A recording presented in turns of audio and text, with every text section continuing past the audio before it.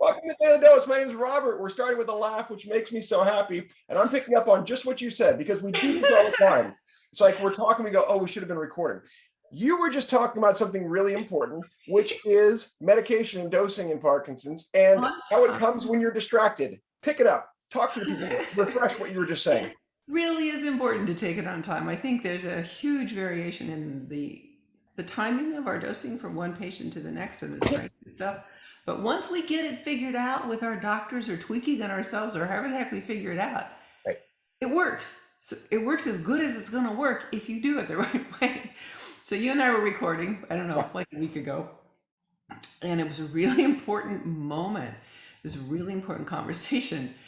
And my alarm went off because I'm really religious about setting my alarms every morning when I wake up, take my first pills or as soon as I get out of bed, and then I set my alarms for the whole day. It's the first thing I do. And the alarm went off. And then I have a backup alarm. And 5 minutes later, that alarm went off too. And I sat right here and I stayed with my story. 5 minutes later, it went off again. And I thought, you're pushing it here, you know? The backup alarm goes off. I haven't hit the punchline of my story yet. It's an important moment. I don't want to get up and leave you here on the screen in the middle of the story. And I'm thinking in the back of my mind, you hope you have a Parkinson's audience, Susan.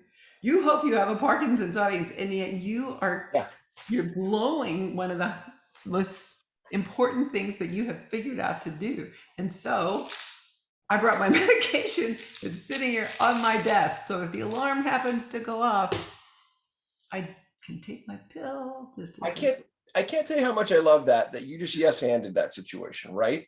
That it's not like, oh, I have to do this or I have to take my medication. No, yes, I'm doing this and I can take my medication. I think what you just said and exemplified is massive because medication, we know the importance of it. Same thing with my dad. And I think there's another story to talk about here in a minute when you missed your medication not so recently or somewhat recently and had a serious effect. We can recap that in a moment.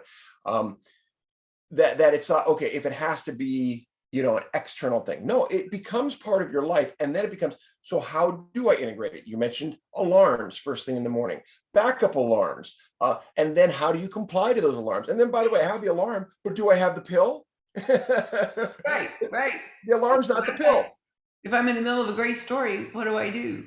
I have to have the pill right next to me, then it's okay. Well, and that's the thing. So because there is potentially a stigma about taking a pill, right? And it may be internal, it may be external. How do I feel about others, seeing me take a pill? So I will tell you, we had some dinner with some neighbors, and a brother was in from out of town who had a Parkinson's diagnosis 3 or 4 months ago. And his dosing doesn't make any sense to Chip and I, but we're not professionals. We also felt like he was really suffering a whole lot more than he needed to be if his timing and or dosing had been adjusted. But he also has a couple of other medical problems. And his sister said, I just hate for him to be taking all these pills. And I just thought, you can't feel that way. It's not magic. It's the result of decades of science. It's important. and she's putting something forward that I think is common, and I'll even cop to having a piece of, which is I really don't want to have to take pills. I recognize having a condition where if that's what you got, that's what you got. We know that within Parkinson's, like you say, decades of it, this makes a significant, massive difference in quality of life. My dad thought it the same way. He wanted to take as small of a dose as possible. I think this is common in the Parkinson's community. People want to take as little as possible because the truth is efficacy will be reached at some point and your tolerance will be reached, right? To where you won't have the same effect over time. That pill, you're smirking at me. No, it's not smirk. I'm questioning the basis from which you're saying what you're saying just because of conversations with doctors. Okay, and good. I'm glad we're doing this going head because guess what? Mine are conversations with doctors too. We might have different ones. Let's not say right or wrong. We have exactly. I love that. That's totally okay. Curious. Let's not fight for right or wrong though. No, that's an important another conversation. No, it's a matter of, I want to make sure I'm interpreting what you said correctly. Mhm. Let me see what you said. Oh, that efficacy will run out. Shrink, And, not run out, but shrink. oh, okay. And we've had this conversation before, by the way. You took me to task on something when I wrote about this, and we, I think, have both found, both in doctors and in research studies, different sides of this story. And here's the thing, let's put this out there. Let's be real clear, because we're about to wrap on this. We can talk about it later. When it comes to science, ain't no follow the science one way. Ain't no. Nope. Now, that, don't mistake that to say, I'm going to do my own research and run off to that side. No, that doesn't mean that. It means, when you reach a certain level of agreement, you move forward with the best you can.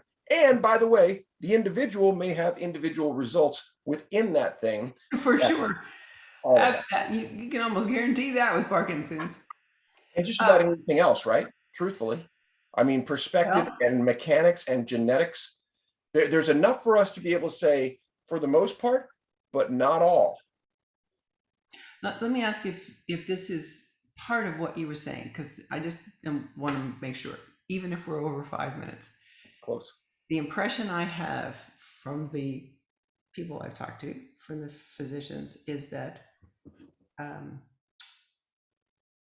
it's the disease progression that makes it seem that your medication is no longer effective. It's not that the medication is no longer effective. It's not that taking more of the medication can no longer be your answer. It's that because the disease gets ahead of it. Because if you take more medication, then you get other consequences.